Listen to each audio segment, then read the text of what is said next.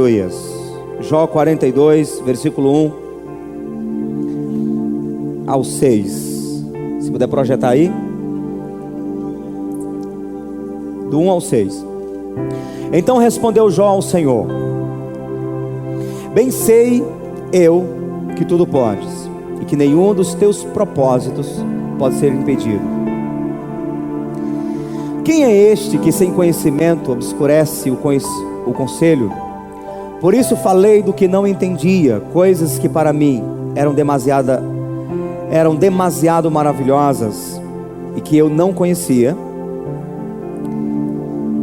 Ouve, pois, e eu falarei. Eu te perguntarei e tu me responderás. Com os ouvidos eu ouvi falar de ti, mas agora te veem os meus olhos. Pelo que me abomino e me arrependo no pó e na cinza. Palavra do Senhor. Estão tímidos. Palavra do Senhor. Graças a Deus. Vamos segurar pelo menos alguma coisa de Lutero. Lutero, quando saiu da reforma, muita coisa ele preservou do rito, do culto. Bom, vamos lá. Eu vou ler o mesmo texto na tradução King James. Talvez você tenha aí a Bíblia King James, uma tradução muito boa.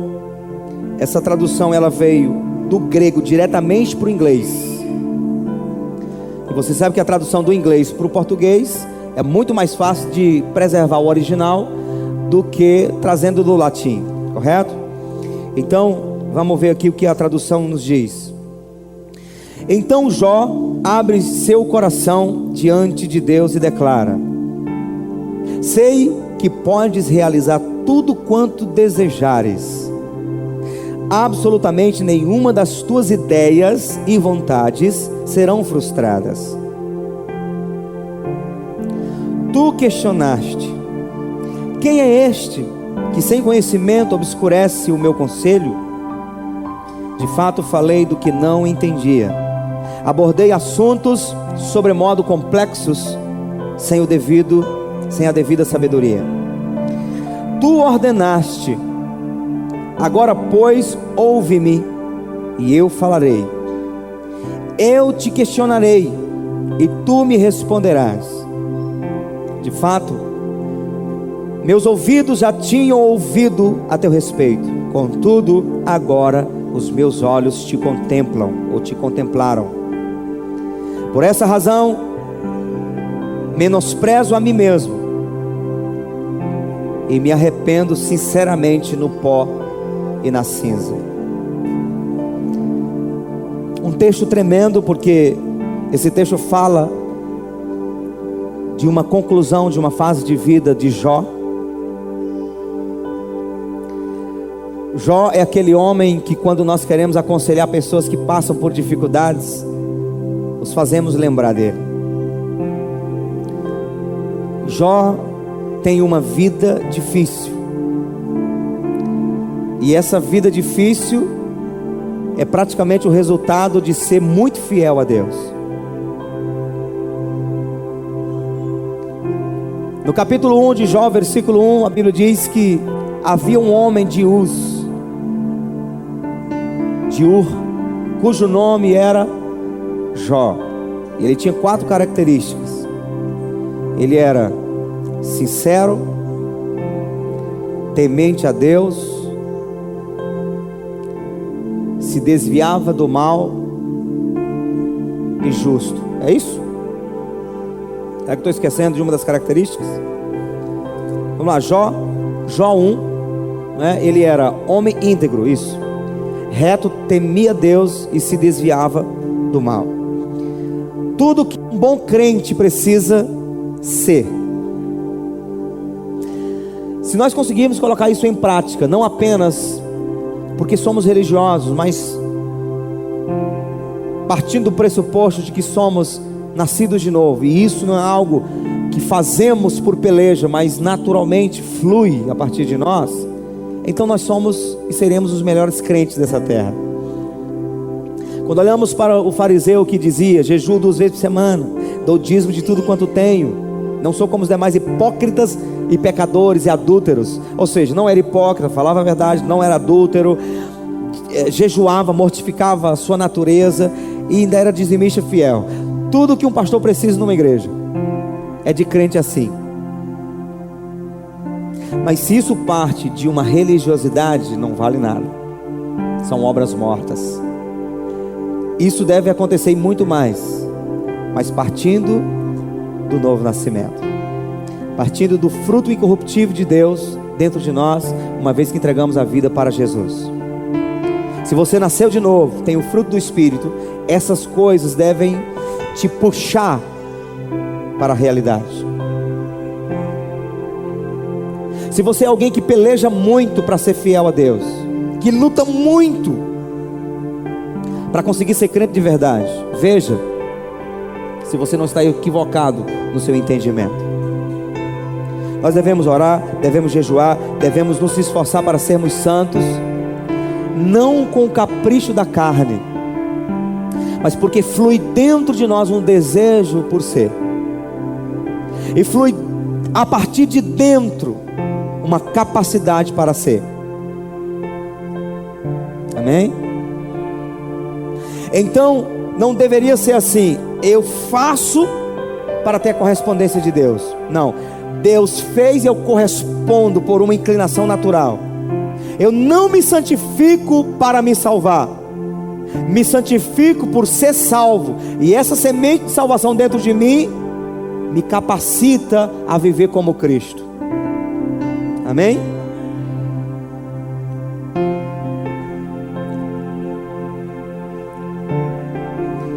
Por incrível que pareça, tudo que Jó era, todas essas qualidades, adjetivos, ele o era por religiosidade.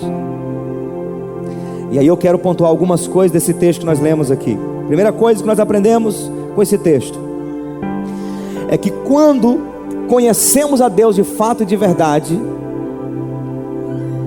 nós experimentamos uma humildade que provavelmente não tínhamos antes. Jó era religioso e ganhou o próprio testemunho de Deus. O próprio Deus disse para Satanás: viste meu servo Jó, como ele é reto, íntegro, temente a Deus, se desvia do mal. Mas Deus sabia que tudo que Jó era, o era por capricho, porque ele queria agradar a Deus de alguma maneira.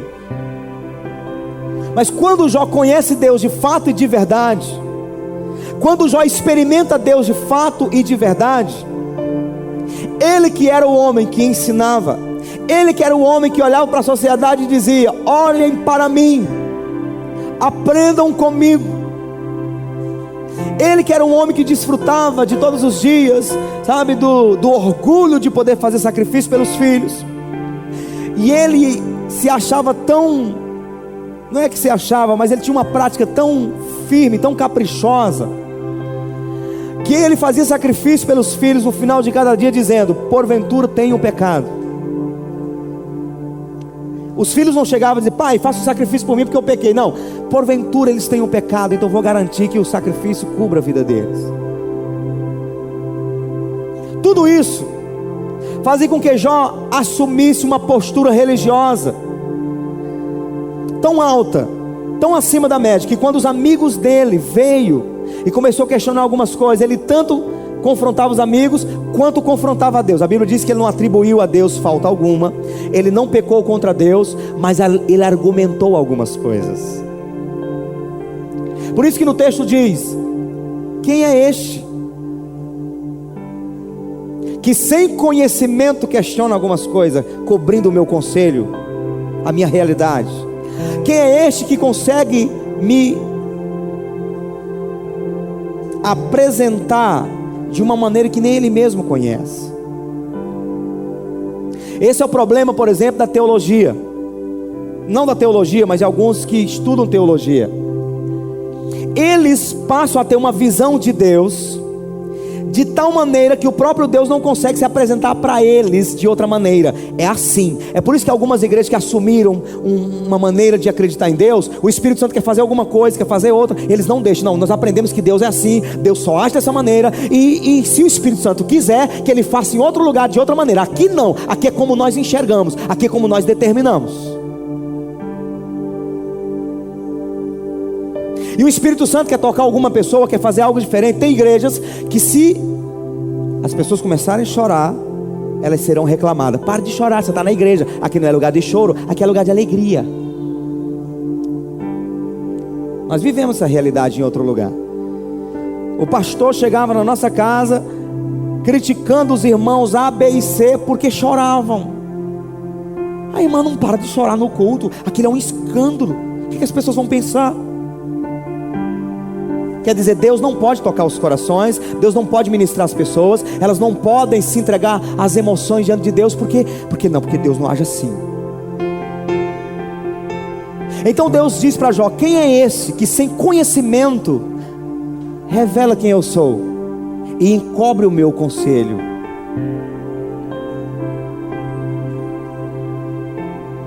Então Jó passa por tudo que ele passou, para que de fato ele possa dizer o que ele diz no final: de ouvir falar eu te conhecia, mas agora é diferente. Agora os meus olhos te veem. Então a primeira coisa que eu quero destacar aqui nesse texto é que quando conhecemos a Deus de fato e de verdade, nós experimentamos uma humildade que provavelmente não tínhamos antes. Porque o resultado final, versículo 6, o que é que ele diz? Pelo que me abomino e me arrependo no pó e na cinza. O religioso, que antes era o Jó, só ensinava, só argumentava e tinha muitos conhecimentos de Deus. Se você ler o livro de Jó, você vai perceber que o nível de sabedoria que esse homem tinha, a capacidade que ele tinha de argumentar a respeito do próprio Deus, você olha assim: meu Deus, nem os anjos conseguem ter esse nível de conhecimento. Mas em nenhum momento diz que ele era um homem que praticava o arrependimento dessa maneira. Mas quando ele conhece a Deus, se abomina no pó e na cinza.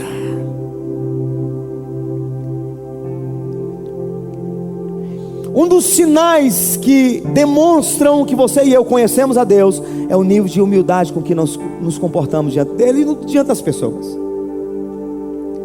Cristão nariz empinado, cristão que não desce do pedestal, cristão que assume um orgulho, uma soberba, sabe, uma altivez de espírito, uma postura austera, sabe, como se ele fosse o bambambam, não volta atrás, não pede perdão, não reconhece seus erros, tanto para a esposa, quanto para os pais, quanto para os funcionários, para o patrão, para os amigos. Ele sempre está certo, ele sempre está com a última palavra, ele nunca volta atrás, ele nunca está errado. Isso pode ser um termômetro de que ele não conhece Deus ainda. Porque conhecer Deus significa se aproximar de tal maneira do Senhor Jesus, como Ele disse: vinde a mim, os que estáis cansados e oprimidos, e eu vos aliviarei. Tomai sobre vós o meu jugo, aprendei de mim, que sou manso e humilde. Se Jesus entrou no meu coração e a humildade não entrou junto com Ele, Ele não entrou. Porque Jesus não tem humildade, Ele é humilde. Se Jesus entrou no meu coração, a humildade precisa fazer parte da minha vida. Eu posso ouvir amém? Desça o nível.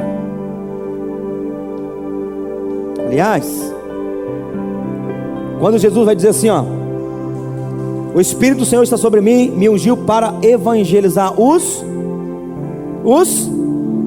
pobres. Se você começar a olhar para a Bíblia e perceber o quanto Deus dá ênfase aos pobres, por quê? Porque o pobre não tem no que se segurar. O pobre é mais fácil buscar Deus do que o rico. O rico passa por dificuldades, ele tem um dinheiro, ele compra um, compra outro, faz isso, faz aquilo. O pobre não, ele tem que se ajoelhar e chamar por Deus. Por isso que Jesus falou assim: eu vim para pregar para os pobres. Porque os ricos, eles vão entrando de tabela, eles vão vendo que o amor de Deus, vão percebendo, aí eles vão entrando, vão se quebrantando. Mas o pobre não. Na hora que eu disser que eu vim para salvar, o pobre precisa de salvação. Por isso Jesus falou assim: não podeis servir a dois senhores. Tem gente que enxerga no dinheiro a sua própria salvação, porque a salvação para ele não significa algo futuro, mas presente. Se ele está pagando suas contas, se ele está bem, morando numa boa casa, já está salvo. É o que o diabo faz no coração de algumas pessoas. Sem generalizar, Jesus vai dizer: bem-aventurados os pobres de espírito. Então você pode ter muito dinheiro e não muito dinheiro, você pode não ter nada e pode ter muito dinheiro. O que importa para Deus é que você é pobre de espírito. Se você é espiritualmente pobre, ou seja, reconhece que precisa de Deus, então não depende do quanto você tem de dinheiro, mas a partir do momento que você começa a depositar sua esperança no dinheiro, naquilo que você tem, na terra, nos bens, na herança, você está perdido. Então quando o Senhor começa a focar os pobres, é porque Ele sabia que não ia perder muito tempo. Se Ele ficasse convencendo os fazendeiros, as mulheres dos fazendeiros andavam atrás de Jesus, mas os fazendeiros não disseram que eles andavam atrás de Jesus. Então, se Jesus tivesse que convencer os homens que o dinheiro não salvava eles, mas que eles precisavam dele, de Jesus, ele ia perder muito tempo. Então ele disse: é o seguinte, eu vou começar a investir naqueles que, quando eu disser que eu tenho para eles, que eu tenho salvação, eu tenho cura, eu tenho milagre, eu tenho um tempo novo, eles já vão abraçar de cara. Então eu vou pregar para os pobres.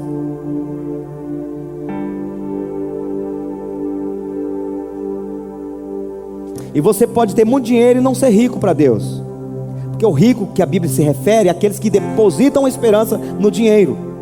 Eu creio em nome de Jesus que o que tem pouco e o que tem muito, nesse lugar, ninguém deposita esperança no dinheiro, amém? Faça isso não. Se você espera somente nas coisas que estão ao teu alcance, você é o mais miserável de todos os homens.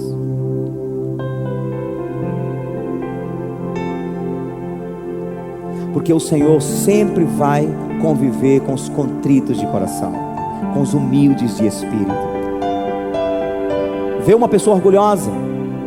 O Ricardo Rodrigues, ensinando para o seu filho, ele disse: filho, quando você vê uma pessoa altivez, orgulhosa, saia de perto dela, porque Deus está a um quarteirão dela. Deus não está perto de quem é orgulhoso, porque a Bíblia diz que Deus resiste ao soberbo, mas dá graça aos humildes.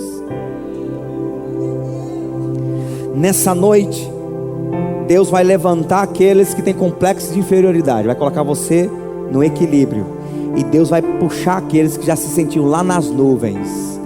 Todos nós neste lugar somos iguais, com a diferença: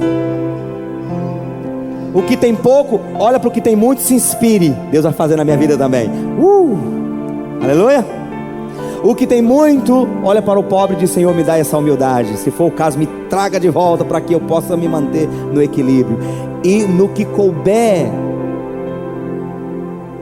no que depender de mim, me ajude a abençoar e ajudar o que necessita mais do que eu. Amém? O líder da maior igreja do mundo, Po Yong-Cho, David Yong-Cho, Coreia do Sul, ele prega que as pessoas não devem colocar seu coração nas riquezas, mas Deus é um Deus que prospera as pessoas, e uma vez que Ele te prosperar, ajude aos pobres, ajude aos necessitados. Então se o teu coração é: Senhor, me dá, porque eu já ajudo e eu ajudarei, Deus vai prosperar muito você, amém? E essa é a palavra de esperança. Os que depositam a sua confiança nas riquezas desse mundo, baixa a bola, seja humilde. E os que estão lá na lona, que não conseguem nem rebocar a parede da sua casa, Deus vai te abençoar, te prosperar, e você vai viver como príncipe, em nome de Jesus. Equilíbrio, amém? Até que o arrebatamento aconteça, eu profetizo que neste lugar todos vão viver abençoados pelo Senhor. Abençoados. Nós vamos ver esses bairros prosperando. As pessoas que têm dificuldade, Deus vai entrar na casa delas. As que têm muito, vão até devolver para os pobres, e vão ajudar os pobres, como fez Zaqueu, que não tem nada. Deus vai fluir e vai fazer ter, para que nós possamos todos de igual modo glorificar um Deus que não faz acepção de pessoas. Amém? Mas o fato é que quando nós conhecemos Deus, nós passamos a ganhar humildade. Isaías teve um encontro com Deus, e quando ele viu Deus, o que é que ele disse? Senhor, ai de mim. Era um profeta que profetizava contra os pecadores. Quando ele viu Deus, ele se humilhou. Eu falei aqui na ministração do louvor, quando Pedro viu que Jesus era o Filho de Deus: afasta-te de mim, Senhor, que sou homem pecador. Quando Jesus entrou na casa de Zaqueu, Zaqueu disse: Senhor, eu sou ladrão. Eu sou ladrão. Qual a diferença dele dizer eu sou ladrão, ou dizer vou devolver 4 vezes mais as pessoas que roubei?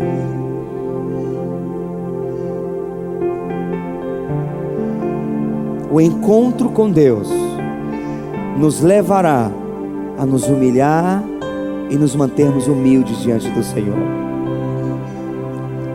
O fariseu e o publicano pecador foram orar no templo. Um dizia: Senhor, graças te dou porque eu não sou como os demais pecadores, adúlteros, dou o dízimo tudo quanto tenho. Ele realmente se encheu, ele encheu a bola. Eu sou a última bolacha do pacote do século 21. Jesus disse que o pecador nem se achava digno de levantar os olhos aos céus, mas batia no peito e dizia: Senhor, tem misericórdia de mim, que sou um homem pecador. E Jesus falou que esse saiu justificado, porque todo aquele que se exaltar será humilhado, mas todo aquele que se humilhar será exaltado. Deus precisava ser glorificado de maneira real na vida de Jó, por isso ele o abateu, o levou para o pó e para a cinza, para que ele pudesse dizer: agora sei que tudo podes, agora de fato te conheço. Então, primeira coisa, quando eu conheço Deus de verdade, eu demonstro isso com um estilo de vida humilde, tratando bem as pessoas. Quando você trata as pessoas pisando nelas, elas vão dizer: essa pessoa não tem Deus. Quando a pessoa pede o perdão e você não dá, elas vão dizer: você não tem Deus, você não se parece com Deus, você não pode dizer que tem Deus no seu coração. E elas estão falando a verdade. Seja humilde, irmão. Você vai sair daqui e vai servir bem a tua família. Sirva bem a tua esposa. Fale: ei, ei, ei.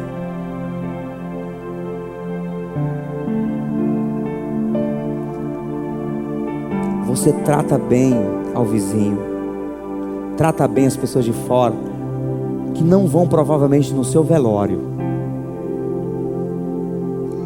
E você trata mal aquela pessoa que é quem Deus está usando para estar perto de você, para quando você precisar dela, ela vai te socorrer. Você trata mal a esposa, você grita com a esposa, você xinga a sua esposa ou o seu esposo. Deixa eu dizer para você, isso é pecado.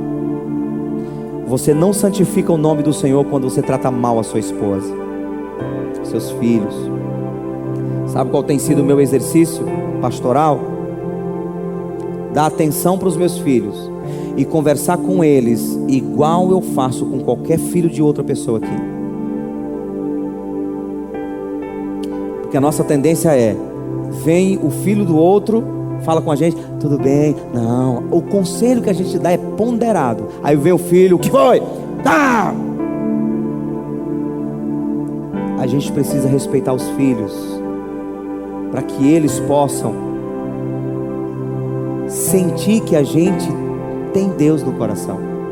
Tem filho que diz: todo mundo tem Deus, meu pai não pode ter Deus, não é possível. Como é que você trata os seus funcionários? Você é gerente de uma empresa?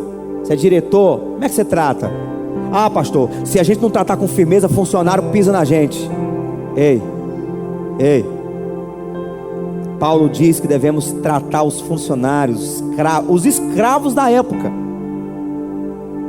devemos tratar eles com respeito, porque da mesma maneira que Jesus morreu por nós, morreu também por eles. Posso ouvir amém? Todas as vezes que você trata alguém com soberba, com orgulho, Deus abate você, mais cedo ou mais tarde. Já teve aquela experiência? Você tratou mal uma pessoa aqui, você está se achando, aí Deus, pã, uma agulhazinha no balão. Você experimenta algo que você fica humilhado. Por quê? Porque se Deus gosta de você, Ele vai te corrigir em tempo de poder te salvar. Recebe a palavra de hoje. Hoje aqui é pau para dar em doido. Vai moer. Hoje vai ser sem anestesia. Meu Deus, misericórdia. Então a primeira coisa que eu aprendo é que quando eu conheço Deus, eu sou humilde. Quando eu conheço Deus, não há lugar para orgulho, não há lugar para justiça própria, não há lugar para me achar diante de Deus. Eu sempre serei quem eu sou, um pecador miserável, dependente de Deus. Eu não sou autossuficiente, só Ele é. Só Ele merece a honra, a glória, o louvor, a adoração. Só Ele merece elogio. Só Ele, só Ele, só Ele, porque dEle, por Ele e para Ele são todas as coisas. E o que tem impedido muitos crentes de enxergar Jesus como Ele é o próprio orgulho de achar que é alguma coisa. Jesus é meu irmão mais velho, eu já sou bom o suficiente. Você é um miserável pecador. Se Ele tirar por 30 segundos o teu fôlego, você fica azul, desesperado, pedindo perdão até para a estátua. Ninguém é nada, ninguém é ninguém. A Bíblia diz que Herodes, ele efetuou um discurso muito bonito, e as pessoas começaram a aplaudir e disseram: voz de Deus, voz de Deus. Sabe o que ele fez? Quase que como Paulo, fui formado aos pés de Gamaliel. Eu tenho raiz de Platão, Aristóteles. Toda a sabedoria e ciência está dentro de mim. É como se ele estivesse falando: eu sou Herodes, o rei. A Bíblia diz que ele não deu glória a Deus, ele recebeu para si. O anjo foi lá e o tocou. E diz Eusébio de Cesareia que ele tinha tantos cânceres, vários tipos de câncer no seu corpo. Ele ficou tão doente, tão cheio de feridas, que as pessoas, para entrar, os enfermeiros não conseguiam passar muito tempo no quarto. Davam uma limpada nele lá e saíam do mau cheiro. Ele ficava sozinho dentro de um quarto. Herodes, o rei Herodes, dentro de um quarto, sentindo, inalando o próprio cheiro, para que ele pudesse saber que ele é homem. Lá em Daniel, o rei achava que era alguma coisa. Deus liberou o espírito de loucura. Ele foi comer capim para reconhecer que ele não era ninguém. Ei, todas as vezes que você se exaltar, Deus vai dar um jeito de te abater.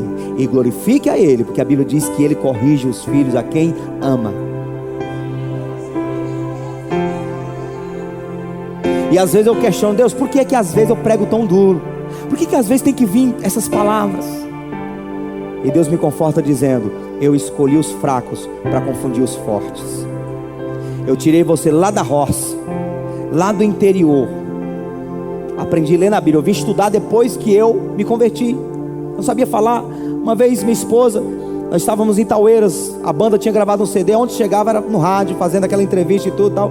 Aí falou minha esposa, a cantora, falou o cantor, falou o dono da banda. Quando eu falei, eu estraguei tudo, não falei coisa com coisa. Aqui, não falava nada, saía nada. Eu passava o dia inteiro com a guitarra na mão, eu não tinha vocabulário, não tinha nada, eu não sabia falar. Eu aprendi a falar na Bíblia, lendo a Bíblia. Um dia eu estava lendo, eu tentava ler a Bíblia, 2, 3 meses convertido, eu queria ler um versículo para os irmãos, não saía nada, até para ler dava uma agonia. Aí minha esposa um dia saiu de casa, eu disse: eu vou aprender a ler. Aí peguei a Bíblia e comecei a ler em voz alta. Aí li o capítulo 1 de Mateus, li o capítulo 2, e lendo como se eu estivesse diante das pessoas. 3, quando eu cheguei no 5º capítulo, eu senti a palavra pegando o meu coração, começou a queimar. Aí eu lia cada vez mais. Eu me apaixonei pela palavra de tal maneira que com 6 meses eu estava pregando no rádio, estava pregando no interior. Aí eu comecei a engolir a palavra. E eu pergunto: Deus, por que é? E Deus me mostra 1 Coríntios capítulo 1. Eu confundi os fracos, eu peguei os fracos e levantei para confundir os fortes. Eu digo uma coisa para você: pode vir rei para essa igreja, pode chegar o deputado, o senado, pode chegar o presidente, o rei. Irmãos, eu não desço desse tanto do nível. Vai ter que ouvir a palavra. Vai ter que ouvir a palavra. Elias chega, estava no anonimato, chega diante do rei Acabe, e o rei Acabe disse: és tu perturbador de Israel? Ele disse: eu não, tu és o perturbador de Israel. Então, orgulhosos, soberbos, altivez, os que são altivos, que são autossuficientes, se continuar neste lugar, vai ter que descer do pedestal. Porque com o mesmo nível que eu vou aconselhar, que eu vou falar da palavra para aquele que não tem nem reboco na parede da casa, é com o mesmo nível que eu vou falar com aquele que não sabe onde colocar dinheiro. Você pode ter certeza, irmão, quando eu vou falar com você, eu falo pelo Espírito de Deus. Nem lembro que você tem casa, que tem nada. Eu não tenho nada mesmo, eu não tenho nada a perder, eu só tenho uma família, eu sei que Jesus cuida dela. Por que eu estou falando isso? Para te fazer entender que se eu estivesse falando como homem, eu não estava falando isso. Eu estava tendo todo o cuidado. Mas como é o Espírito de Deus que está falando neste lugar, não importa. Você pode cuspir ouro, você tem que se arrepender dos seus pecados. Se arrependa, senão você vai para o inferno, porque o teu orgulho te levará para o abismo. Satanás, Lúcifer, quando quis ser como Deus, igual a Deus, acima das estrelas, Deus o abateu e disse: você vai para o inferno. E aquele que tinha aparência de perfeição passou a ser a criatura mais horrível, porque Deus sempre vai abater os orgulhosos. Você precisa sair por aquela porta com a tua cabeça baixa diante do Senhor. Reconheça o teu lugar. Comece a pedir perdão às pessoas que um dia você tratou mal, com soberba, falou alto, que você humilhou essas pessoas. Pode pedir perdão. Se você não pedir perdão, Deus vai requerer de você. Você pode ter certeza, porque esse é o Evangelho.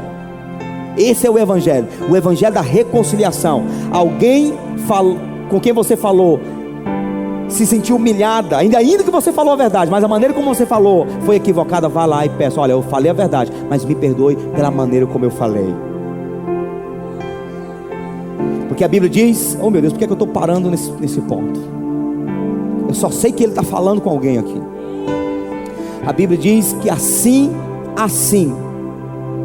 resplandeça a vossa luz diante dos homens. Não é diante de Deus, é diante dos homens. Resplandeça a vossa luz diante dos homens, para que glorifiquem o Pai que está nos céus. Tudo que você faz, a atitude que você toma, a maneira como você lida com as pessoas, se as pessoas não glorificam o Pai que está nos céus, você está em maus lençóis. Por isso que Paulo dizia assim: tudo que fizerdes, por palavra ou por obras, fazei tudo em nome do Senhor. Se você não considera Deus, não santifica Deus diante dos teus relacionamentos, Deus vai requerer. Porque esse negócio, não, tudo é graça, Deus vai ligar para isso. Liga! Ele liga. Tiago diz que será pelas mínimas coisas que seremos julgados. E ele diz também que aquele que sabe fazer o bem e não faz, peca. Moisés, a Bíblia diz que foi o homem mais manso da sua época, e ninguém foi tão manso como Moisés. E Deus celebrava a mansidão de Moisés e disse: Moisés, fala agora para a rocha, e ela vai dar água para todo mundo. E Moisés chegou diante do povo, deixou Satanás ferir o seu coração com a tentação, e ele disse: vocês querem água?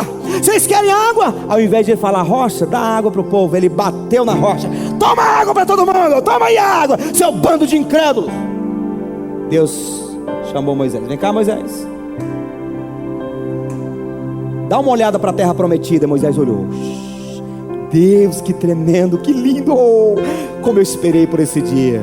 Pois é, Moisés, você vai ver, porém não vai entrar. Ah, mas eu, Senhor, se tem alguém que é digno de entrar, sou eu. Dei minha vida, correspondi com o chamado, aguentei esse povo o tempo todo. O que eu fiz para não entrar? Você não me santificou diante do povo.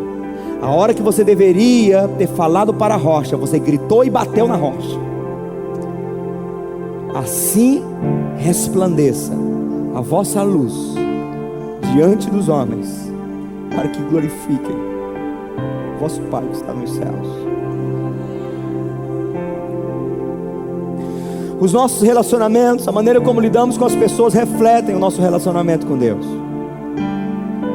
A nossa falta de temor no trânsito, xingando as pessoas, mandando elas ir para o inferno, pisando nelas, reflete o quanto estamos vazios de Deus, e o quanto não conhecemos Deus coisíssima nenhuma.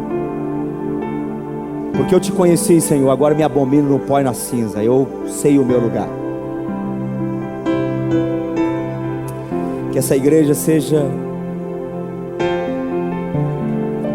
uma das igrejas mais santas dessa cidade, mais poderosas, mais cheias de poder, de unção, de dons espirituais, mas que seja, sobretudo, a igreja mais humilde, mais dependente do Senhor, a igreja cujo povo glorifica Deus, respeitando o semelhante, amando o semelhante, em nome de Jesus.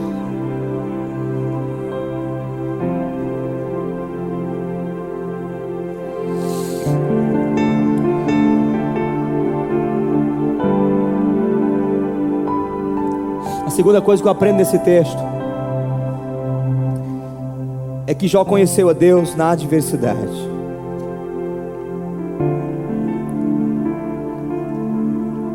E eu quero te dizer que existem muitas lutas que Deus permite na sua e na minha vida, porque Ele quer que a gente vá um pouco mais profundo no relacionamento com Ele.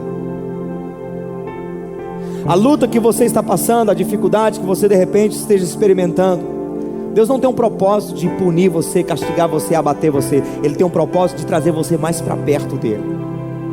Amém?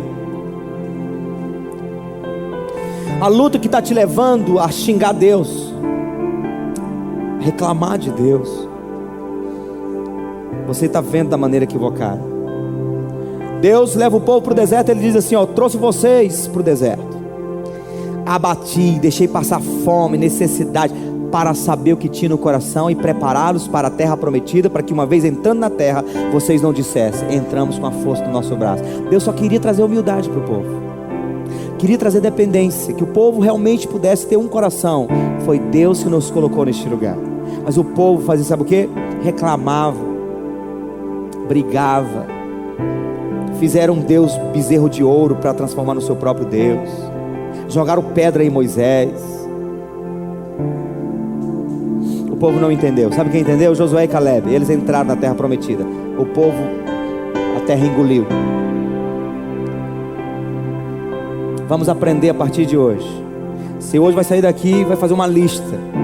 O que hoje representa a luta na minha vida? O que hoje representa uma adversidade? O que hoje representa realmente uma dificuldade em mim? Anota. E você vai dar uma resposta positiva a tudo isso. Isso aqui me fazia reclamar demais? Isso aqui me fazia brigar com meu marido? Isso aqui fazia me estressar e falar alto e brigar e bater nos meus filhos? Isso aqui fazia com que eu roubasse o patrão ou dissesse alguma coisa, se fosse desonesto? Isso aqui faz... E você vai identificando, e você vai começar a dar uma resposta positiva. A minha luta não é para me afastar de Deus. A minha luta não é para me fazer pecar mais. A minha luta é para fazer eu me aproximar mais do Senhor. E eu vou te dizer que quando nós chegarmos ao ponto que Deus quer na nossa vida, a Bíblia diz que quando Jó chegou àquele ponto que ele conheceu Deus, Deus falou assim, agora ore pelos seus amigos, agora abençoa os seus amigos. Ele abençoou os seus amigos e Deus deu em dobro. Tudo que ele perdeu, Deus deu em dobro. Se ele tivesse pecado contra Deus, a história teria dito, e Jó pecou contra Deus e ele foi o último que morreu. Mas ele glorificou a Deus. A luta que ele passou o aproximou de Deus. A luta que você passa hoje é para te aproximar de Deus. Não deixe acontecer uma desgraça na sua vida a fim de que você se aproxime de Deus. Tem uma pregação que eu não sei qual delas, de Luciano Subirá, onde ele fala que ele estava muito bem, estava exigindo demais de Deus, e ela correndo para lá e para cá, e Deus permitiu um acidente, onde ele passou alguns meses deitado, e ali ele leu mais a Bíblia, ali ele falou mais com Deus, e Deus o preparou para o que ele é hoje. Se Deus não conseguir chamar a tua atenção, não conseguir trazer você para a intimidade com Ele, Ele pode permitir qualquer coisa. Quando nós ensinamos a ir para o lugar secreto, é justamente para que você não tenha que Deus forçar você para ir para o lugar secreto. Jó era religioso, fazia sacrifícios, mas Jó não conhecia Deus, porque Deus se conhece na intimidade, não na religiosidade. Não é trabalhando nas coisas de Deus que você conhece Deus. Tem gente que está morrendo de trabalhar por Jesus e perdendo o próprio Jesus. Evangeliza, fala, faz, acontece e tal, mas não tem tempo com Jesus. É pesado demais ir para o lugar secreto. É pesado demais cumprir Mateus 6,6. Ir lá e ficar uma briga pelo invisível. Eu tenho que fechar meus olhos, tenho que me concentrar nele, eu tenho que acreditar que ele está aqui. Então é muito difícil. E aí ele permite você ficar 6 meses de cama. Aí lá você não tem o que fazer. Aí você, gente, me dá uma Bíblia aí. Gente, me dá umas pregações para ouvir. E ele vai capturar o seu coração. Então o que Deus permite na vida de Jó, o permite para que ele pudesse o conhecer. A partir de hoje, comece a olhar numa outra ótica. Opa, chegou um problema. Eis um novo problema para eu enfrentar. Senhor, eu sei que o nível vai ser muito alto, que o Senhor vai revelar para mim, porque eu vou enfrentar esse problema glorificando ao Senhor. Esse problema não vai me afastar de Deus, vai me aproximar de Deus. Tem gente que começa a passar por um probleminha, a gente liga, o que foi, o que aconteceu? 3 final de semana você vem na igreja, pastor, um problema, pastor, uma correria. O carro deu problema no carro. Está na oficina, furou o pneu. Vem cá, você já nasceu com carro? Não. Você se converteu, já tinha carro? Tinha não. Como é que era? Não, eu ia de ônibus. Agora deu um probleminha no carro, o ônibus não serve mais. Mas na hora que dá uma dorzinha de cabeça para você ir no médico, pega o ônibus para ir para o hospital. Não pega? Pega. Então eu vou dizer uma coisa para você. É questão de valores. Pessoas que dizem que não vem para a igreja porque não tem carona, não tem carro. Eu vou dizer, isso mostra o quanto você pouco importa para Deus. E se importa com Deus, com as coisas de Deus. Luta que tira você da igreja, tira você da oração. Ou bênçãos que tiram você da igreja, da oração. Esse final de semana nós fizemos um seminário para liderança e tal, e ouvimos bastante sobre isso. Você está aqui, você já tem uma vida corrida, mas você consegue ir para a igreja, você consegue orar e tal. Aí apareceu uma oportunidade de você aumentar a carga horária de trabalho. Você vai ganhar o dobro do que você ganha. Aí, aleluia, Jesus me deu mais uma bênção. Agora eu vou conseguir comprar o carro, agora eu vou conseguir fazer isso, agora eu vou conseguir. E deixa que isso, você não consegue mais vir na igreja, você não consegue mais orar, você não tem tempo para a família, não tem tempo para nada. Aí a bênção foi só uma maldição. Tudo que tira você de Deus está equivocado. Então tanto a bênção deve vir para me aproximar mais de Deus, porque eu recebi uma bênção. Agora eu vou externar a gratidão a Deus, sendo mais firme no reino. E se isso me tira da presença de Deus, chuta que é laço, e Deus vai te dar muito mais. A luta que estou passando está tirando-me da presença de Deus, então eu vou dar uma resposta positiva. A minha reação vai glorificar o nome do Senhor. E Ele vai continuar dizendo: viste o meu servo Jó? Porque o Senhor, Ele está observando isso. Você já viu Apocalipse? Quando o Senhor vai falando para as igrejas da Ásia, e Jesus menciona um homem chamado Antipas. Quem já viu?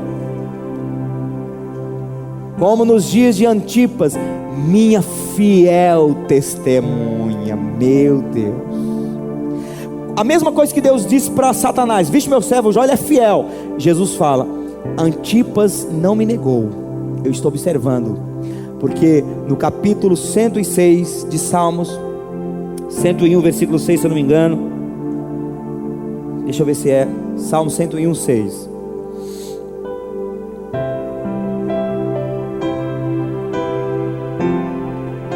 Os meus olhos estão sobre o quê? Fiéis da terra. Os olhos de Deus estão postos sobre você. Para quê?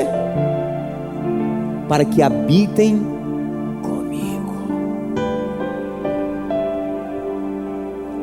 Eu não estou sentindo que Deus está aqui, estou com dificuldade, eu não estou me sentindo com a presença de Deus. Cheque tua fidelidade, porque Deus está justamente procurando os fiéis para trazer para perto. Deus trabalhou tanto na vida de Jó, que Ele não queria que ele fosse apenas um religioso, Ele queria ele mais perto. E Jesus nos quer perto dele. Eis que estou à porta e bato. Se alguém ouvir a minha voz e abrir a porta, entrarei em sua casa, com ele cearei, e ele comigo. Ele quer estar pertinho. curiosidade. Jesus tinha discípulos com ele, 70 discípulos. Na hora que ele deu um sermão mais firme, foi todo mundo embora. Tinha 12. No meio dos 12, um foi Judas. Mas os 12 estavam mais perto dele. G12, grupo de 12.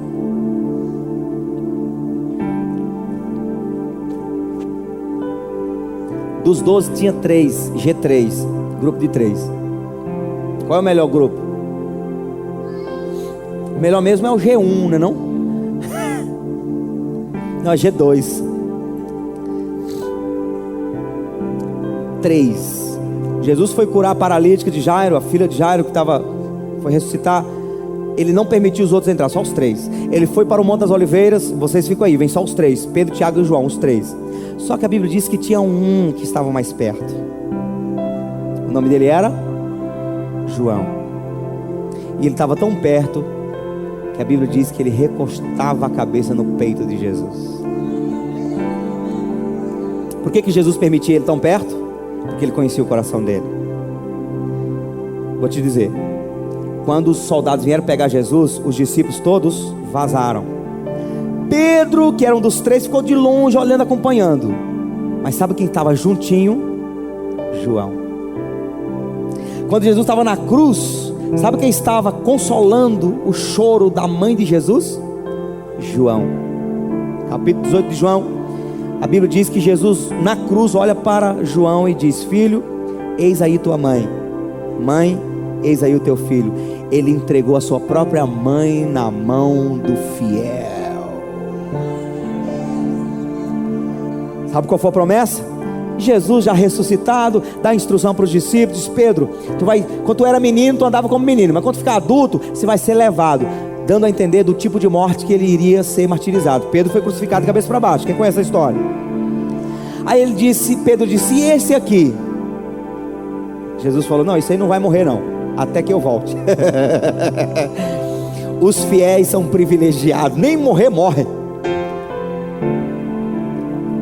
E que volta era que Jesus estava falando? Apocalipse. Jesus voltou para João em Apocalipse e o revelou, todo o livro de Apocalipse. Ele voltou para ele. E diz a história que todos os discípulos morreram martirizados, menos João. João morreu de velhice. Estava na ilha de Patmos.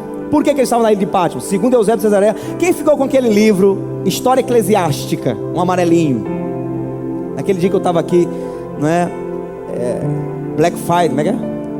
Vendendo tudo. Quem ficou? Aurilene, né? Está aqui não.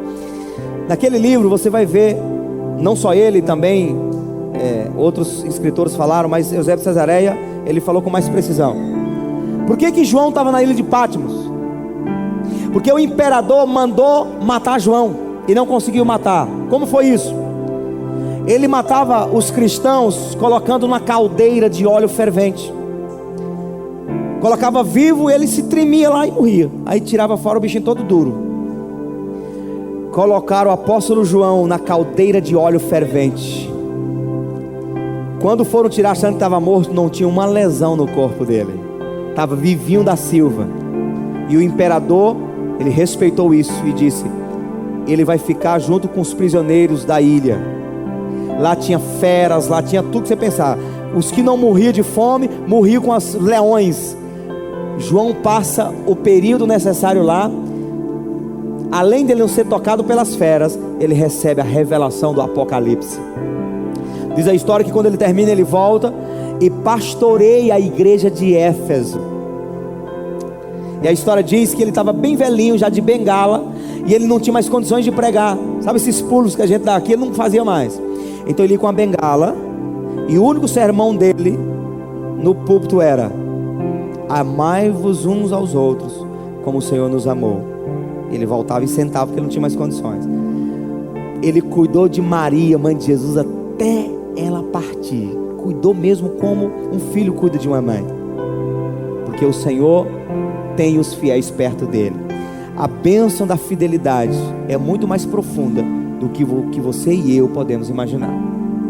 Balança quem sai do seu lado e diga: fidelidade.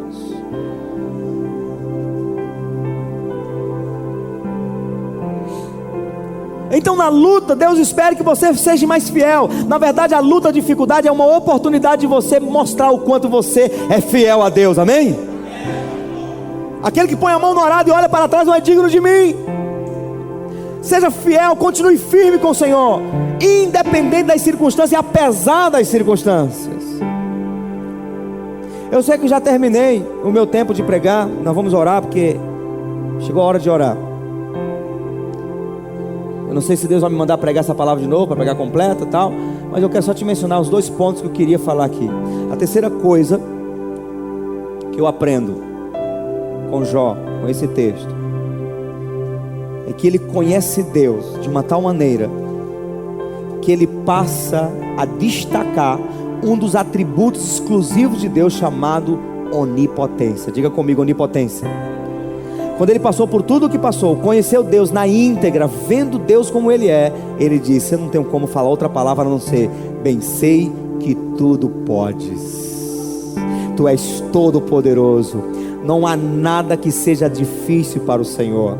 Lembra que Deus mesmo falou para Abraão: haveria alguma coisa demasiadamente difícil para mim, Abraão? Lembra que o anjo Gabriel falou para Maria: não há nada impossível para Deus. O Deus é o Deus impossível. Ele pode todas as coisas, inclusive resolver o teu problema, te conduzir no caminho que você precisa, te curar, te libertar, salvar a tua família e te garantir salvo até o arrebatamento, amém? E a quarta coisa que eu queria destacar aqui, eu poderia ter pregado essa palavra em 30 minutos, estava pronto para isso, mas Deus quis que eu tivesse parando um pouco mais em alguns pontos aqui, porque Ele está tratando a nossa vida. Mas a última coisa que eu quero falar para orar com você é que Deus pode todas as coisas, e nenhum dos planos dEle podem ser frustrados. Como, pastor? De que maneira? Na vida de quem? Na vida daquele que mesmo passando por toda a luta, permanece firme. Jó, a Bíblia deixa claro para dizer: em tudo isso Jó não atribuiu mal a Deus, ele não pecou contra Deus, ou seja, ele se manteve firme. Capítulo 26, versículo 3 de Isaías diz: Tu, ó Deus, abençoará aquele cujo propósito é firme em ti. Deus vai abençoar quem? Abençoar com paz. Pode ir, você chegou lá? Isaías 26, 3. Tu, Senhor, abençoará aquele cuja mente é firme, o propósito é firme em ti, porque confia em ti. 26, 3. Tu conservarás em paz aquele cuja mente está firme em ti, porque ele confia em ti. A mulher de Jó disse para ele: amaldiçoa esse teu Deus e morre. Ele disse: como falas uma louca, está falando você também. Deus deu, Deus tirou. Bendito seja o nome do Senhor. Ainda que a figueira não floresça, não haja vaca nos currais, o fruto da oliveira minta, eu vou permanecer firme. Irmãos, isso me encanta demais, me deixa muito empolgado, essa questão da firmeza, porque Jesus vai falar de um tipo de fé, usando a parábola da mulher viúva que ia na porta do juiz iníquo. Ele falou: ela perseverou, ela não desanimou, até ele dar resposta para ela. E ele disse: assim tem que ser a minha igreja, que clama a mim de dia e de noite. Quando o Filho do Homem voltar, porventura achará fé na terra? Que fé? A fé, fidelidade, um dos frutos do Espírito, das características do fruto do Espírito. O fruto do Espírito é amor, paz, alegria, fidelidade. Não importa a dificuldade, eu vou permanecer firme. Isaías 64, 4. Eu vou permanecer firme, eu confio no Senhor, eu não abro mão do Senhor. Porque desde a antiguidade não se ouviu, nem com os ouvidos se percebeu, nem com os olhos se viu um Deus além de ti, que opera a favor daquele que por ele espera. No meio da luta você vai atrás do agiota, no meio da luta você vai para a macumbaria, no meio da luta você se divorcia, no meio da luta você faz isso, aquilo, outro. A não ser que Deus te deu direção. Tudo que você faz por causa das emoções, você perde a conclusão de Deus. Deus abençoa com paz e trabalha e opera a favor daquele que nele espera. Eu não posso dizer que estou esperando em Deus se eu me desequilibro totalmente diante da circunstância. Eu preciso me manter firme. A mulher que ganhou um filho porque Eliseu profetizou, ele morreu. Ela deixou em casa o mesmo quarto de Eliseu e foi atrás do profeta. As pessoas perguntavam: está tudo bem? Ela: está tudo bem, com o filho morto em casa. Então ela esperava em Deus. Tudo Deus pode. Todos os planos de Deus são cumpridos. Mas tem um se, tem uma condicional. Se eu permitir que os céus sejam cerrados e venha a seca, venha a pestilência, e se o meu povo que se chama pelo meu nome se humilhar e orar, buscar minha face, se converter dos seus maus caminhos, ou seja, mostrar para mim, espera por mim, Deus falando, aí eu ouvirei dos céus, perdoarei os seus pecados, sararei a sua terra. Os planos de Deus irão se cumprir na vida daqueles que não abrem mão, inclusive o arrebatamento, inclusive você ser livre da grande tribulação. Apocalipse 3:10. E com isso eu queria que você ficasse de pé, para dar a impressão que o pastor terminou na hora.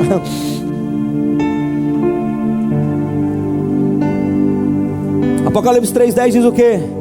Presta atenção. Porquanto guardaste a palavra da minha perseverança. Ou seja, eu fico firme no evangelho, eu estou firme, não abro mão. Porquanto guardaste essa palavra, também eu te guardarei da hora da provação que há de vir sobre o mundo inteiro, grande tribulação, para pôr à prova os que habitam sobre a terra. Até a promessa de livramento para a nossa vida está condicionado nossa firmeza, nosso propósito firme, nossa esperança no Senhor. A tua esperança não deve estar no pastor, nem no padre, nem no empresário, nem no presidente da nação. A tua esperança deve estar em Deus. Fique firme em Deus, fique esperando em Deus, e assim como Ele fez na vida de Jó, fará na sua vida.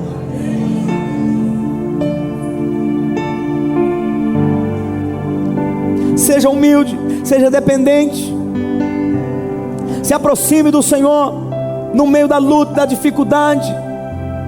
Creia que Ele é poderoso para fazer infinitamente mais do que aquilo que pensamos, pedimos ou imaginamos. Amém? E continue firme um pouquinho mais, porque Ele vai dar respaldo à sua crença, Ele vai dar respaldo à sua fé. Daqui a pouco você vai começar a ter resposta de coisas que você orou há 10 anos atrás. Daqui a pouco você vai começar a experimentar coisas que você desejou, nem pediu, mas desejou. E porque Deus viu tua fidelidade, Ele vai cumprir na sua vida. Volta e meia, conversando com a minha esposa, a gente consegue identificar coisas que nós pedimos há 15 anos atrás e Deus tem nos dado hoje. Coisas que desejávamos, que falávamos, e Deus nos trouxe. Quando a gente acordou, já estava dentro da bênção. Eu vou te dizer, permaneça firme, se mantenha esperando em Deus, e o Senhor trará ao seu tempo. Amém? Deus é contigo. Se Deus foi sobre um homem religioso que não tinha Cristo, que não estava debaixo da graça, que não estava debaixo do poder do Espírito Santo, o que Deus não fará com você? Se antes de entregar Jesus na cruz, Ele já respaldava a fé do povo, e o apóstolo Paulo vai dizer que é diferente hoje. Ele diz: se Deus não poupou o seu próprio Filho, antes o entregou por todos nós, como não nos daria consigo mesmo todas as coisas? Não se abale, não retroceda, não caia de nível, não perca a fé, continue esperando, porque Deus é contigo. Feche os olhos, levante suas mãos.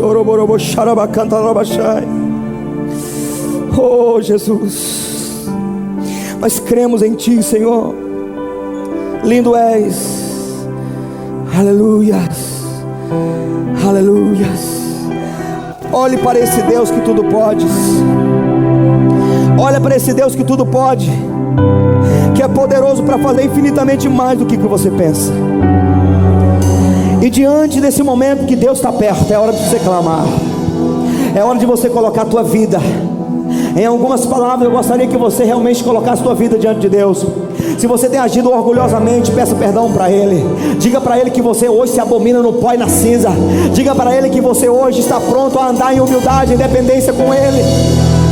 Oh, agradeça a Ele pelas lutas que Ele tem permitido você passar, e comece a dizer para Ele: eu vou te glorificar na minha luta, eu vou te glorificar na minha dificuldade.